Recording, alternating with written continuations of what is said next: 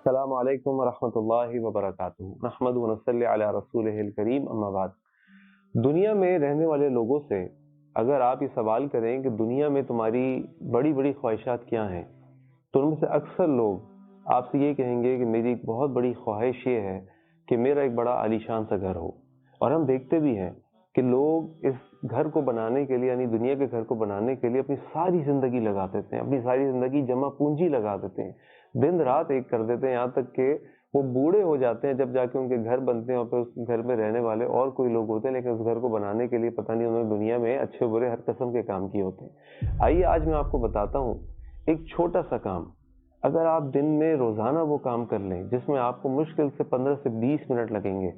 تو اللہ تعالیٰ کا وعدہ ہے کہ جو اللہ کی جنت ہے، اللہ اس جنت میں آپ کے لیے گھر بنا دیں گے۔ اللہ کے نبی صلی اللہ علیہ وسلم فرمایا کہ جو شخص دن اور رات میں یعنی ہر روز 12 سنتیں پڑھ لے، اللہ تعالیٰ ان 12 رکعتوں کے بدلے، ان 12 سنتوں کے بدلے اس کے لیے جنت میں گھر بنا دیں گے۔ یہ 12 سنتیں کون سی ہیں؟ یہ 2 فجر سے پہلے کی سنتیں، 4 ظہر سے پہلے کی سنتیں، 2 ظہر کے بعد کی سنتیں، 2 مغرب کے بعد کی سنتیں، اور 2 عشاء کے بعد کی سنتیں۔ ان سنتوں کو سنت مؤکدہ بھی کہتے ہیں۔ اور ان 12 سنتوں کے اگر آپ وقت کو دیکھیں جو ہم لگاتے ہیں، جیسے میں نے عرض کیا کہ 15 سے 20 منٹ سے زیادہ ان میں نہیں لگتے، لیکن جہاں ہم دنیا کے گھر بنانے کے لیے دن رات ایک کر دیتے ہیں، بھاگتے ہیں، دوڑتے ہیں، پسینے بہاتے ہیں، جھگڑے کرتے ہیں، اس کے بدلے اگر یہ 12 رکعت سنتیں ہم دن میں روزانہ باقاعدگی سے پڑھ لیں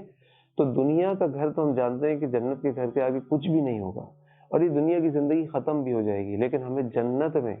اللہ تعالیٰ کی طرف سے وعدہ ہے کہ ہمیں جنت میں ایک گھر ملے گا۔ ان نوافل کے بارے میں اللہ کے نبی صلی اللہ علیہ وسلم فرماتے ہیں کہ حدیث قدسی میں آتا ہے کہ اللہ تعالیٰ فرماتے ہیں کہ میرا بندہ نوافل کے ذریعے میرے قریب ہو جاتا ہے، اور پھر میں اس سے محبت کرنے لگتا ہوں، اور جب میں اس سے محبت کرنے لگتا ہوں تو میں اس کے کان بن جاتا ہوں جس سے وہ سنتا ہے، میں اس کے ہاتھ بن جاتا ہوں جس سے وہ کوئی چیز پکڑتا ہے، میں اس کے پاؤں بن جاتا ہوں جس سے وہ چلتا ہے، میں اس کی آنکھ بن جاتا ہوں جس سے وہ دیکھتا ہے، اور پھر جب وہ مجھ سے سوال کرتا ہے تو میں اس کو سوال کا جواب دیتا ہوں، اور جب وہ مجھ سے دعا کرتا ہے تو میں اس کی دعا کو پورا کرتا ہوں۔ اللہ اکبر! آپ سوچئے کہ یہ 12 رکعت نوافل ہمیں جنت میں تو گھر بنا کر دیتی ہے، لیکن دنیا میں بھی اللہ تعالیٰ کی محبت ہم کو مل جاتی ہے۔ اللہ کے نبی صلی اللہ علیہ وسلم کی ایک اور حدیث جو سنن ابی داؤد میں ہے، آپ فرماتے ہیں کہ قیامت والے دن سب سے پہلے بندے کا اعمال کے اعتبار سے جو حساب ہوگا وہ نماز کا ہوگا۔ اللہ تعالیٰ فرشتوں کو حکم دیں گے اس کی نماز چیک کرو، تو اگر اس کی نماز مکمل ہے تو ٹھیک ہے، لیکن اگر اس کی نماز میں کوئی کمی ہوگی تو اللہ تعالیٰ فرشتوں سے کہیں گے جو نوافل اس نے ادا کیے ان کے ذریعے سے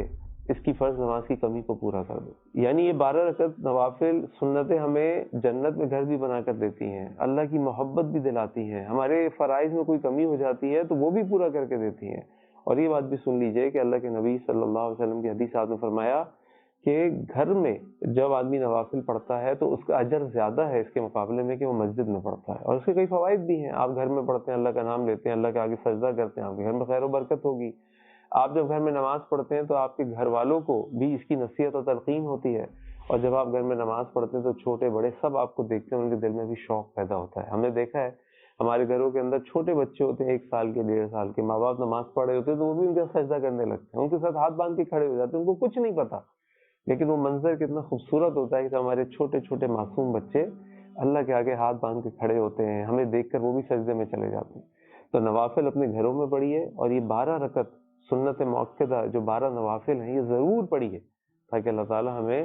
جنت میں گھر عطا فرمائے۔ اللہ سے دعا ہے کہ اللہ تعالیٰ ہم سے ایسے اعمال کرا لے جو ہمیں جنت میں لے جانے کا باعث بن جائیں۔ السلام علیکم ورحمۃ اللہ وبرکاتہ۔